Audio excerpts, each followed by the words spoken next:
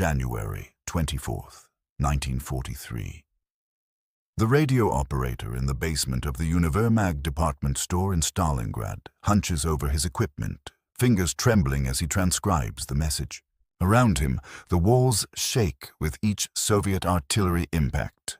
The message he's encoding will travel from this ruined building to a relay station, then to Field Marshal von Manstein's headquarters at Novocherkassk, and finally to the Wolf's Lair in East Prussia.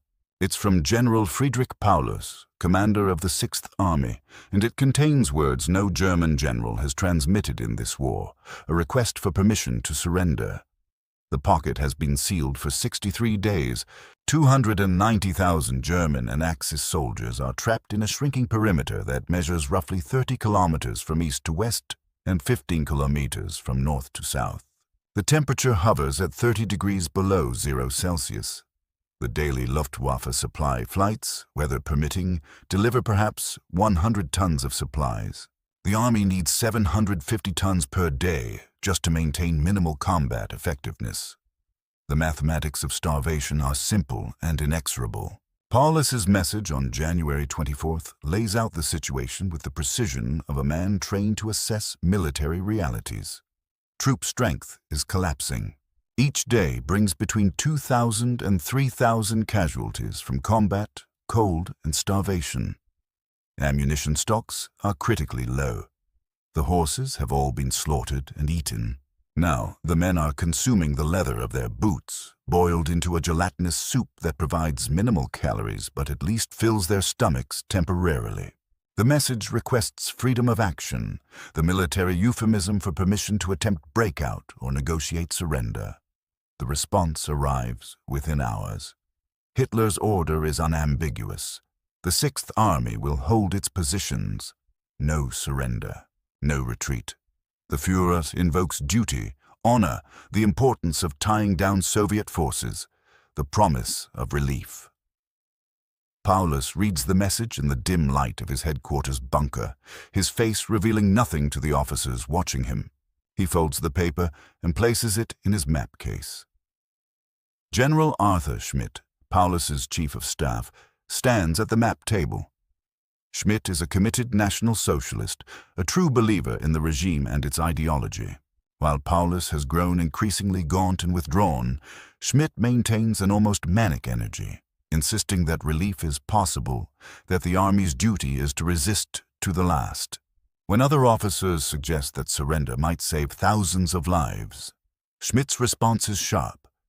A German soldier does not surrender. The 6th Army will fight to the last man. But in the subordinate headquarters scattered throughout the pocket, other generals are reaching different conclusions. General Walter von Seydlitz-Kurzbach, commanding the 51st Corps on the northern edge of the perimeter, has been arguing for weeks that the only rational course is immediate surrender. On January 25th, he drafts his own message to higher command, bypassing Paulus entirely. His words are blunt. Continuing the battle serves no military purpose and condemns tens of thousands to pointless death. The message is intercepted by Schmidt, who ensures it never leaves the pocket. Seydlitz-Kurzbach is effectively relieved of command, though the formal paperwork hardly matters anymore. In the 14th Panzer Corps sector, General Hans-Valentin Hube moves through the frozen ruins, visiting his forward positions. Hube is a veteran of the First World War, missing an arm from that conflict, respected by his men for his tactical skill and personal courage. On January 26th, he tours a battalion command post in the basement of a destroyed factory. The battalion commander reports his strength, 87 men remaining from an original complement of over 800. They have ammunition for perhaps 2 more days of combat. No food has arrived in 4 days. 16 men died the previous night, not from enemy action, but from cold and starvation. Hube listens, makes notes, asks questions about positions and fields of fire. When the battalion commander finishes, Hube is silent for a long moment. Then he speaks, his voice low. Hold for as long as you can. Every hour matters. But what he doesn't say, what both men understand, is that holding no longer serves any strategic purpose. The relief attempt failed in December. No new offensive is coming. They are holding not for military advantage, but because they have been ordered to die in place. The Soviet command, watching the pocket shrink day by day, decides to offer terms. On January 27th, Soviet officers approach the German lines under a white flag. They carry an ultimatum from General Konstantin Rokossovsky, commander of the Don Front. The document is formal, almost courteous. It acknowledges the hopelessness of the German position. It guarantees the safety of all who surrender, promises adequate food and medical care, and assures eventual repatriation after the war. It gives Paulus until January 29th to respond. The ultimatum reaches Paulus's headquarters that evening. He reads it carefully, then passes it to Schmidt. The Chief of Staff's reaction is immediate and visceral. Propaganda. Soviet lies. They'll murder everyone who surrenders. Paulus says nothing. He forwards the ultimatum to Manstein's headquarters with a request for guidance. Manstein's response arrives the next morning. The Führer has ordered that the ultimatum be ignored. No response is to be sent to the Soviets. January 29th passes without answer. The Soviet guns, which had been relatively quiet during the ultimatum period, resume their bombardment with renewed intensity. The pocket, already compressed, begins to fracture. Soviet forces drive wedges between the German corps, isolating units from each other.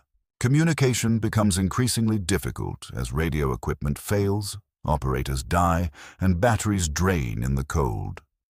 On January 30th, a radio message arrives at Paulus's headquarters from the Wolf's Lair. It's not a military order, but a promotion. Adolf Hitler has elevated Friedrich Paulus to the rank of Field Marshal, the youngest man to hold that rank in the German army. The promotion is accompanied by congratulations and expressions of confidence. The subtext is unmistakable. No German field marshal has ever surrendered.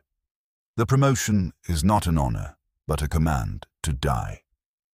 Paulus receives the news in his bunker beneath the Uniwehrmag. Officers gather to offer congratulations that ring hollow in the frozen, dimly lit room. Someone produces a bottle of cognac that has been hoarded for weeks. Glasses are filled and raised. Paulus accepts the toasts with mechanical courtesy, his face expressionless.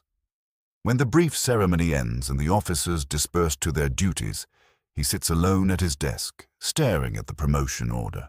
Schmidt interprets the promotion as validation, proof that the Führer recognizes the Sixth Army's sacrifice and importance. He drafts a message to all units announcing the promotion and calling for renewed resistance. The message reaches some units. In others, the radio operators are already dead or the equipment no longer functions. January 31st. The pocket has split into two sections, north and south, no longer in contact with each other. Paulus is in the southern pocket, in the Uniwehrmag basement, with the remnants of 6th Army headquarters. Soviet forces are now within 200 meters of the building. Small arms fire echoes through the ruins. The electricity has failed. The staff works by candlelight and the glow of a small stove fueled by broken furniture. General Schmidt paces the command room, still insisting on continued resistance. But Paulus has stopped issuing orders. He sits at his desk, writing a final message to Hitler. The message is brief. It thanks the Führer for the promotion.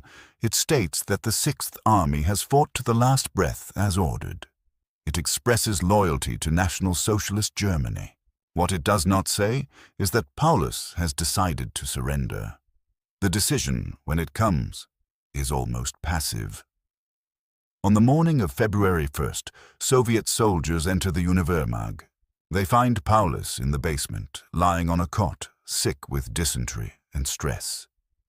A Soviet officer enters and asks if he is Field Marshal Paulus. He confirms his identity. The officer informs him he is now a prisoner of war. Paulus does not resist. He does not order his staff to fight. He simply stands, gathers his few personal belongings, and allows himself to be led outside. Schmidt is captured with him, still protesting, still insisting this is a mistake, that they should have fought to the death. The other staff officers are taken into custody. They emerge from the basement into a landscape that no longer resembles a city. Stalingrad is a field of rubble and frozen corpses. The temperature is 25 degrees below zero. Soviet soldiers, themselves exhausted from months of combat, stare at the German officers with a mixture of hatred and pity. In the northern pocket, General Karl Strecker commands the remnants of the 11th Corps, cut off from Paulus and unaware of his surrender. Strecker's forces hold a narrow strip of the factory district, perhaps 3 kilometers wide and 1 kilometer deep. He has approximately 11,000 men, most of them wounded or sick. On February 1st, he receives a radio message from Manstein's headquarters, asking for a situation report. Strecker's response is the last coherent military communication from Stalingrad. He describes his position, his strength, his ammunition status. Then he adds a final paragraph. He states that his corps has done its duty, that the men have fought beyond any reasonable expectation, that they have fulfilled every order. He requests permission to end the battle. The message concludes, "Further resistance serves no purpose except to prolong suffering. The response from higher command never arrives, or if it does, Strecker never receives it." On February 2nd, Soviet forces overrun his headquarters. Strecker, unlike Paulus, is captured while still actively commanding, still trying to organize a defense with men who can barely stand. His last words to his staff before the Soviets arrive are documented by several witnesses. "We have done what we could. No one can ask more." The final count, compiled over the following days as Soviet forces process the prisoners, reveals the scale of the catastrophe. 91,000 German and Axis soldiers are taken into captivity. These are the survivors, the ones who lived through the siege, the cold, the starvation, the final battle. They represent less than 1/3 of the force that was trapped in November. The rest are dead, their bodies frozen in the ruins, buried in mass graves, or lying in the steppe where they fell during failed breakout attempts.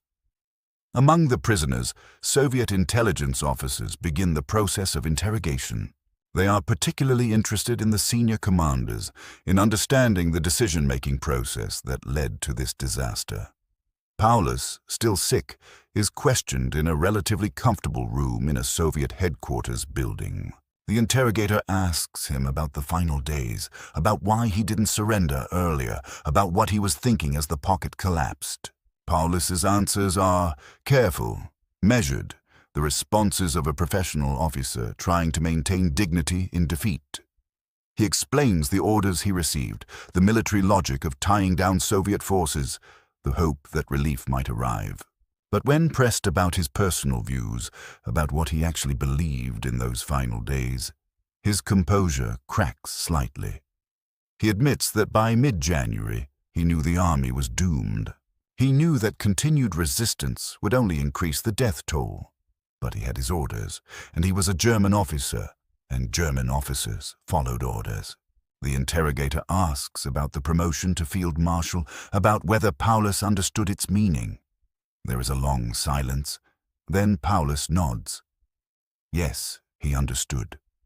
It was Hitler's way of ordering him to commit suicide or die in battle. It was a death sentence dressed as an honor, and he had defied it by surrendering, though even that defiance came too late to save most of his men. General Schmidt, interrogated separately, remains defiant. He insists the battle was necessary, that the Sixth Army's sacrifice tied down Soviet forces that would otherwise have been used elsewhere. He refuses to criticize Hitler or the decision to stand fast. When asked if he regrets not surrendering earlier, he becomes angry. A German soldier does not think in terms of surrender. We did our duty. That is all that matters. The contrast between the two men, commander and chief of staff, reveals the division that existed within the pocket during those final days. Some officers, like Paulus, came to understand the futility of continued resistance but felt bound by duty and the military chain of command. Others, like Schmidt, maintained their ideological commitment to the end, believing that sacrifice itself had value regardless of military logic.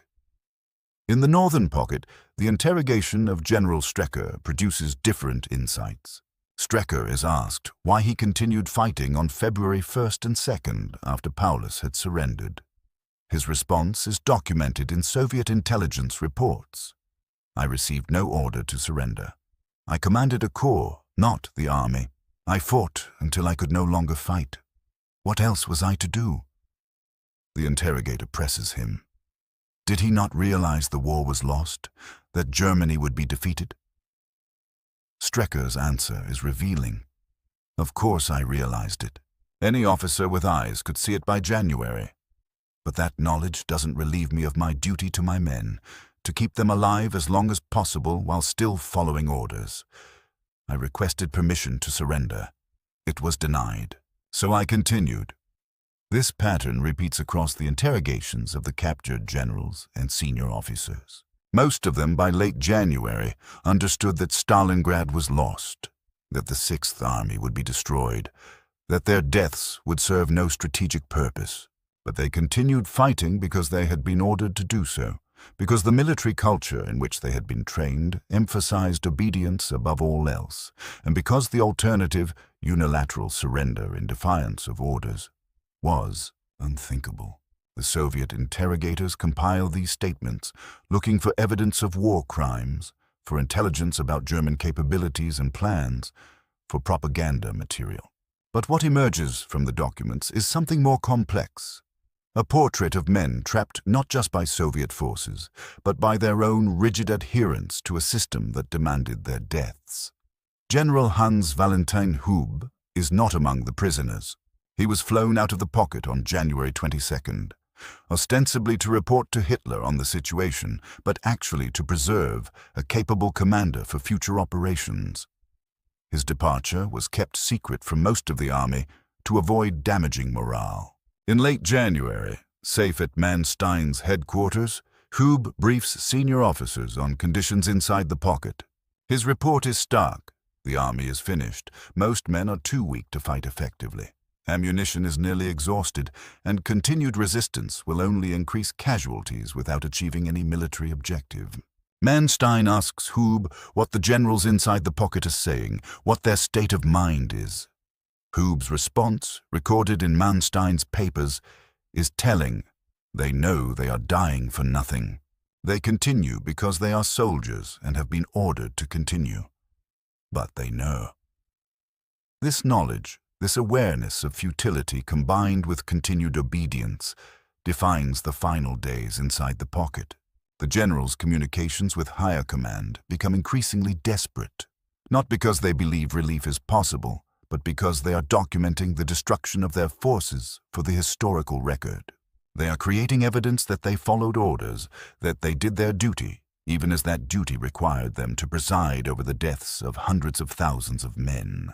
On February 3rd, after the last resistance ends, Soviet forces begin the grim task of clearing the ruins.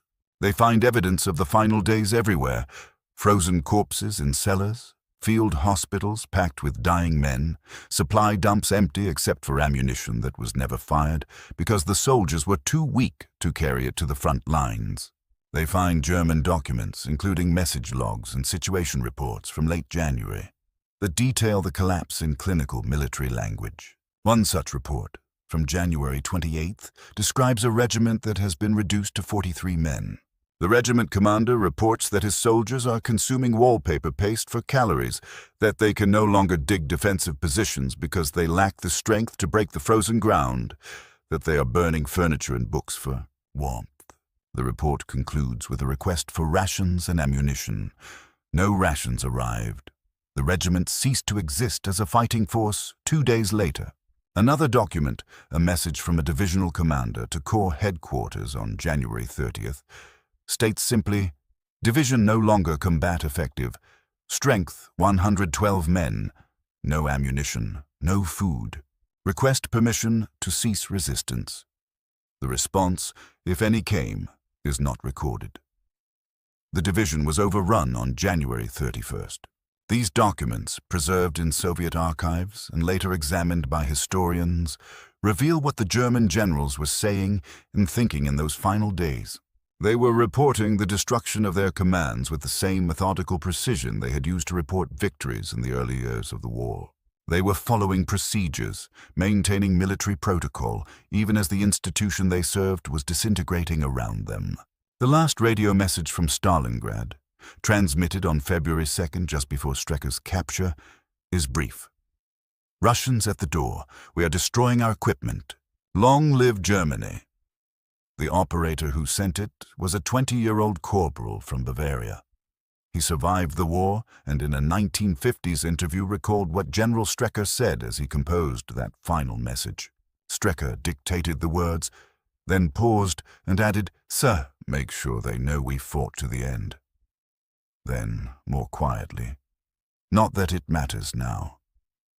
That sentiment, the awareness that their sacrifice had become meaningless, but the determination to maintain the forms of duty anyway, captures the tragedy of those final days. The German generals at Stalingrad were not monsters or fanatics, though some, like Schmidt, were ideologically committed to the regime.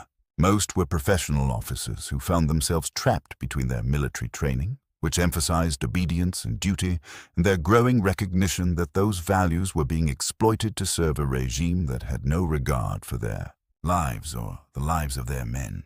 What they said in those final days, in their official communications and in the private moments documented by witnesses, reveals men struggling with an impossible situation. They could not surrender without orders. They could not continue fighting effectively.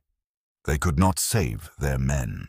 All they could do was document their compliance with orders, maintain military discipline as their forces disintegrated, and hope that history would record that they did their duty as they understood it. The cost of that understanding was 91,000 prisoners, most of whom would die in Soviet captivity, and approximately 150,000 dead in the pocket itself. The cost was an entire army destroyed not in a sudden catastrophic battle, but in a slow, grinding collapse that every general in the pocket could see coming for weeks before it arrived. When Field Marshal von Manstein wrote his memoirs after the war, he included a chapter on Stalingrad. He reproduced some of the messages from Paulus and the other commanders, the increasingly desperate situation reports, the requests for permission to break out or surrender. Reading them, he wrote, was like watching a slow-motion disaster, knowing what was coming but being powerless to prevent it. He noted that the generals inside the pocket, particularly in the final 2 weeks, were no longer fighting to win or even to achieve any military objective. They were fighting because they had been ordered to fight, and they did not know how to do anything else. That is what the German generals said in the days before Stalingrad collapsed. Not in dramatic speeches or heroic declarations, but in terse military reports, in requests for permission that never came, in situation updates that documented the destruction of their forces with bureaucratic precision. They said they were running out of ammunition, out of food, out of men. They said they needed help that everyone knew would not arrive. They said they were following orders. And then, when there was nothing left to say, they stopped talking and walked into Soviet captivity, leaving behind the frozen ruins of a city and an army that had been sacrificed for no purpose they could articulate or defend.